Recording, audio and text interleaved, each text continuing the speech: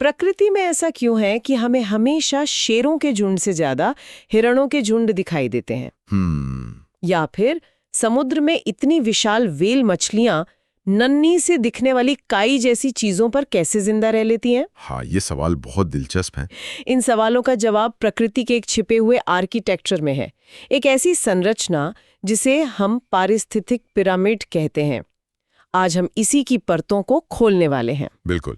ये पिरामिड सिर्फ किताबों में बने चित्र नहीं है, ये किसी भी इकोसिस्टम की असल कहानी बताते हैं। असल कहानी? हाँ, कौन किसे खाता है और इस प्रक्रिया में ऊर्जा कहाँ से कहाँ और कितनी जाती है। एक तरह से ये हमें प्रकृति की अर्थव्यवस्था दिखाते हैं। प्रकृति की अर्थव्यवस्था, वाह! इसकी नींव चार्ल्स एल्टन जैसे वैज्ञानिकों ने रखी और बाद में रेमंड लिंडमैन जैसे लोगों ने इसे और गहराई दी। तो चलिए प्रकृति की इस अर्थव्यवस्था को समझते हैं और देखते हैं कि ये पिरामिड हमें अपने आसपास की दुनिया के बारे में क्या सिखा सकते हैं। जरूर। मैंने जो सामग्री देखी उसमें सबसे पहले बात होती है संख्या के पिरामिड की। ये सुनने में सबसे सीधा सरल लगता है। हाँ, ये सबसे बुनियादी तरीका है। इसमें हम बस हर स्तर पर मौजूद जीवों को गिन लेते हैं। हर स्तर मतलब? इसे पोषण स्तर या ट्रॉफिक लेवल कहते हैं। सबसे नीचे होते हैं उत्पादक यानी प्रोड्यूसर्स, यानी पेड़ पौधे जो धूप से अपना भोजन बनाते हैं। बिल्कुल। फिर आते हैं प्राथमिक उपभोक्ता जो इन पौधों को खाते हैं, मतलब शाकाहारी।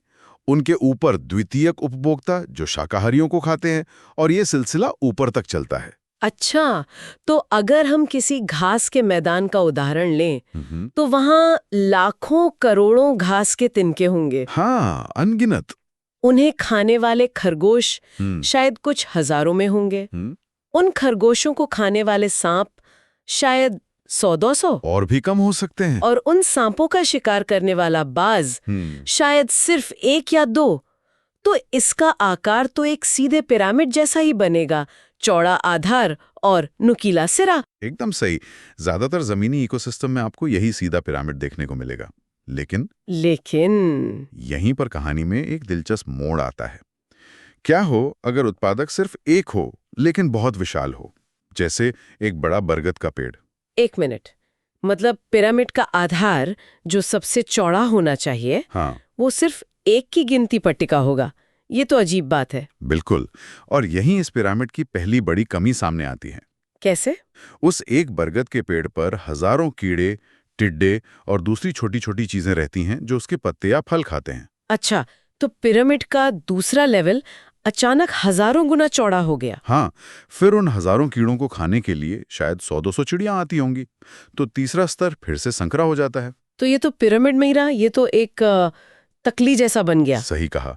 इसे हम उल्टा या इन्वर्टेड पिरामिड कहते हैं। वाह, तो मतलब संख्या का पिरामिड आकार को पूरी तरह से नजरअंदाज कर देता है। हाँ, एक विशाल बरगद का पेड़ और एक छोटी सी चींटी, दोनों को एक गिना जाता है। ये तो तस्वीर को बहुत तोड़ मरोड़ कर पेश करता है। और मुझे एक और सवाल आ रहा है, ये तो एक सीधी लाइन की तरह हो गया।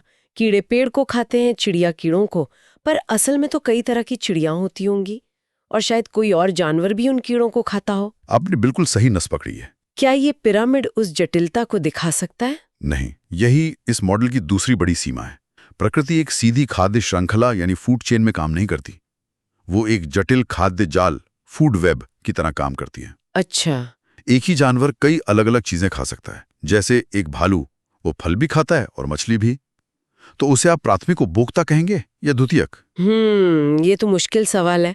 संख्या का पिरामिड इसका जवाब नहीं दे सकता। नहीं दे सकता। ठीक है, तो अगर गिनती करना साइज की वजह से धोखा दे सकता है, तो इसका सीधा सरल उपाय तो यही लगता है कि हम हर स्तर के जीवों को तौल लें। क्या इससे तस्वीर साफ नहीं होगी? यही अगला कदम था।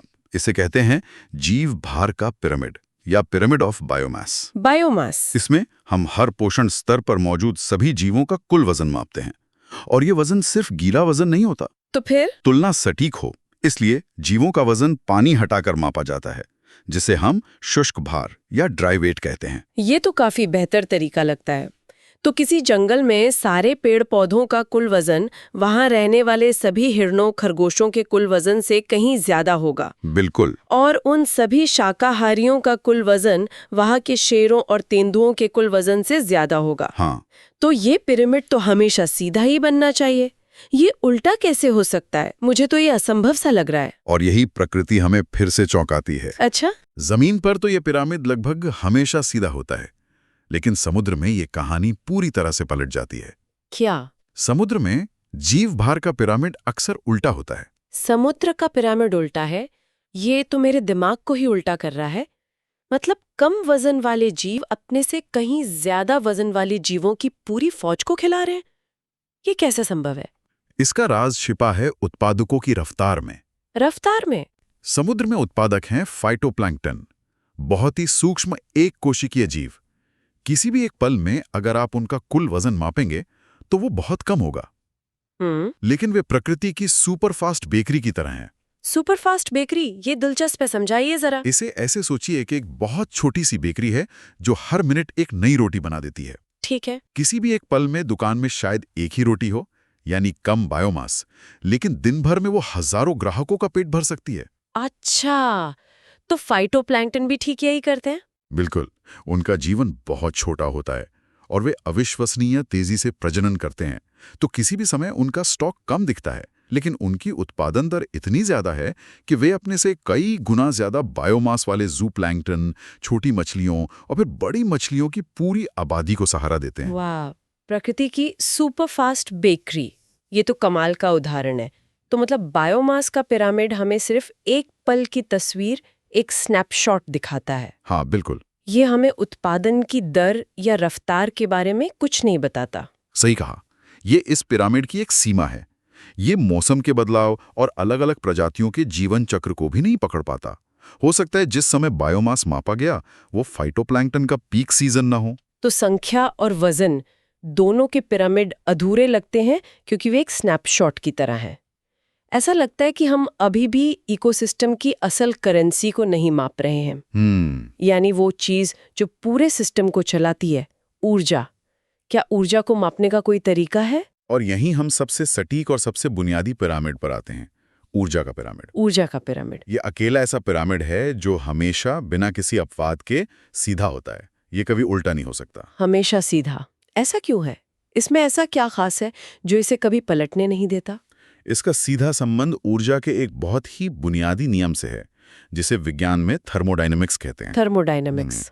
आसान भाषा में कहें तो ऊर्जा को बनाया या मिटाया नहीं जा सकता, सिर्फ उसका रूप बदला जा सकता है। और हर बार जब ऊर्जा का रूप बदलता है तो उसका एक बड़ा हिस्सा गर्मी के रूप में बर्बाद हो जाता है। बर्बाद हो जाता है? हाँ, जिसे वापस काम में नहीं लाया जा सकता। आप लकड़ी जलाकर गर्मी और रोशनी तो पा सकते हैं, लेकिन उस राख और धुएं से वापस लकड़ी नहीं बना सकते। अच्छे समझे। ऊर्जा का प्रवाह हमेशा एक ही दिशा में होता है। बिल्कुल। तो इकोसिस्टम में ये नियम कैसे काम करता है? यहाँ पर रेमंड लिंडमैन का मशहूर 10% का नियम लागू होता है। 10% का नियम? हाँ। वो ऊर्जा उस जीव की अपनी जिंदगी चलाने में खर्च हो जाती है, सांस लेने में, चलने फिरने में, शरीर को गर्म रखने में। सिर्फ 10% ऊर्जा ही उसके शरीर का हिस्सा बनती है, यानी बायोमास में जमा होती है, जो उसे खाने वाले को मिल सकती है। सिर्फ 10%? ये तो बहुत ही कम है। बहुत कम। मतलब अगर पौधों ने सूरज से 10,000 यूनिट ऊर्जा ली तो उन्हें खाने वाले हिरन को सिर्फ 1,000 यूनिट मिलेगी। सही है। उस हिरन को खाने वाले तेंदुए को सिर्फ 100 यूनिट, और अगर कोई बड़ा शिकारी उस तेंदुए को खा ले तो उसे सिर्फ 10 यूनिट ऊर्जा मिलेगी। हर कदम पर 90% की कटौती। एकदम सही। और ये 10% का नियम सिर्फ आंकड़ा नहीं है, ये प्रकृति की एक क्रूर सच्चाई है। ये बताता है कि क्यों दुनिया में शाकाहारियों की संख्या हमेशा मांसाहारियों से ज्यादा होती है, और क्यों शीर्ष शिकारियों जैसे शेर या बाज का जीवन हमेशा इतना मुश्किल होता है। बिल्कुल। उन्हें बहुत बड़े इलाके में शिकार करना पड़ता है क्योंकि वे ऊर्जा की सीढ़ी के सबसे ऊपरी पायदान पर हैं, जहां तक पहुंचते पहुंचते ऊर्जा लगभग खत्म हो जाती है। वो एक तरह से ऊर्जा के धुएं पर जी रहे हैं। ये तो एक बिल्कुल ही नया दृष्टिकोण है। और इसका एक और मतलब हुआ है ना, अगर हर स्तर पर सिर्फ ऊर्जा ही नहीं बल्कि कुछ और भी जमा हो रहा हो तो। बहुत महत्वपूर्ण बात कही आपने। जैसे कोई जहर? हाँ, ये हमें बायोमैग्निफिकेशन या जैव आवर्धन की खतरनाक प्रक्रिया भी समझाता है। मान लीजिए पानी में पारा यानी मर्क्यूरी जैसी कोई जहरीली चीज है। ठीक है। फाइटोप्लैंक्टन उसे सोखते हैं। जब ज़ूप्लैंक्टन हजारों फाइटोप्लैंक्टन खाते हैं तो वो सारा पारा उनके शरीर में जमा हो जाता है। और फिर एक छोटी मछली सैकड़ों ज़ूप्लैंक्टन खाती है और पारा और भी ज्यादा केंद्रित हो जाता है। और जब एक बड़ी टूना मछली ऐसी कई छोटी मछलियों को खाती है तो उसके शरीर में पारे की मात्रा हजारों गुना बढ़ जाती है। बाप रे। ऊर्जा हर स्तर पर घटती है, लेकिन जहर हर स्तर पर बढ़ता जाता है। इसीलिए बड़ी शिकारी मछलियां खाने को लेकर चेतावनी दी जाती है। तो हमने देखा कि ये पिरामिड कैसे हमें प्रकृति की संरचना के बारे में बताते हैं, लेकिन जैसा कि हमने हर कदम पर देखा, ये मॉडल असलियत का सरलीकरण है। सही बात है। हमने खाद्य जाल और स्नैपशॉट वाली सीमाओं की बात की। क्या कोई और भी बड़ी कमी है इन मॉडलों में? हाँ, एक बहुत बड़ी कमी है जो शायद सबसे ज्यादा खटकती है। वो क्या है? इन तीनों पिरामिडों में प्रकृति के सबसे जरूरी कामगारों के लिए कोई जगह ही नहीं है। अपघटक यानी डिकम्पोजर्स। अपघटक मतलब बैक्टीरिया और कवक जैसे जीव। ये तो बहुत बड़ी चूक लगती है। हैं। उनके बिना तो कोई इकोसिस्टम चल ही नहीं सकता। वे ही तो हर मरी हुई चीज को वापस मिट्टी में मिलाते हैं। उन्हें क्यों बाहर रखा गया है? ये एक बहुत अच्छा सवाल है। उन्हें शामिल न करने की वजह यह है कि वो किसी एक पोषण स्तर में फिट नहीं बैठते। फिट नहीं बैठते? अपघटक तो हर स्तर पर काम करते हैं। वे मरी हुई घास को भी विघटित करते हैं, मरे हुए खरगोश को भी और मरे हुए बांस को भी। अच्छा, वो सब पर काम करते हैं। हाँ, वे एक सीधी रेखा में नहीं बल्कि पूरे सिस्टम के समानांतर काम करते हैं। वे पोषक तत्वों के चक्र को पूरा करते हैं, ऊर्जा के प्रवाह का हिस्सा नहीं बनते। इसलिए उन्हें एक पिरामिड में दिखाना बहुत मुश्किल है। वे इस मॉडल के दायरे से ही बाहर हैं। तो कुल मिलाके ये पिरामिड एक शक्तिशाली वैचारिक उपकरण है। वे हमें इकोसिस्टम की संरचना और कार्यप्रणाली के बारे में सोचने के लिए एक ढांचा देते हैं। हाँ, एक फ्रेमवर्क देते हैं। वे एक नक्शे की तरह है, उपयोगी, लेकिन वे असली इलाके की जटिलता, उसकी ऊबड़-खाबड़ जमीन को पूरी तरह नहीं दिखा सकते। बिल्कुल सही कहा। तो आज के इस गहरे पड़ताल में हमने पारिस्थितिक पिरामिड के 3 चेहरों को देखा: संख्या, जीव भार और ऊर्जा।